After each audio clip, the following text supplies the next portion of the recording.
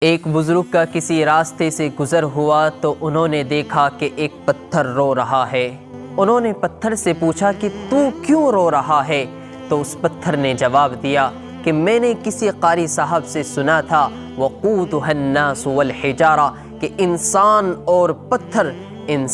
اور پتھر جہنم کا ایندھن بنیں گے۔ جب سے میں نے یہ آیت سنی ہے، جب سے میں رو رہا ہوں کہ کہیں مجھے بھی جہنم کا ایندھن بنا کر جلا نہ دیا جائے۔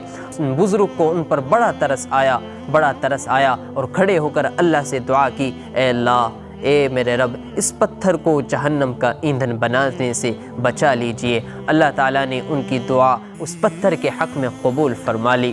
تو وہ بزرگ چلے گئے۔ کچھ دنوں کے بعد، کچھ مدت کے بعد واپس اسی راستے سے گزرے تو پھر دیکھا کہ وہ پتھر رو رہا ہے۔ اب یہ بزرگ اس پتھر کے پاس آ کر کھڑے ہو گئے اور پوچھا کہ جب میں یہاں سے گیا تھا تو تب بھی رو رہا تھا اور اب بھی رو رہا ہے، اب کیا معاملہ ہے؟ اب تو اللہ نے تمہیں جہنم سے خلاصی دے دی، اللہ نے تمہیں معاف فرما دیا، جہنم سے معافی عطا فرما دی۔ اس پتھر نے جواب دیا، ذَلِكَ بُكَاءُ الْخَوْفِ، اے اللہ کے بندے، جب آپ پہلے آئے تھے تو اس وقت میرا رونا خوف کا رونا تھا، وَهَذَا الْبُكَاءُ الشُّكُورِ وَالسُّرُورِ، اور یہ میرا رونا خوشی اور سرور کی وجہ سے ہے کہ اللہ رب العزت نے مجھے جہنم سے خلاصی عطا فرما دی ہے۔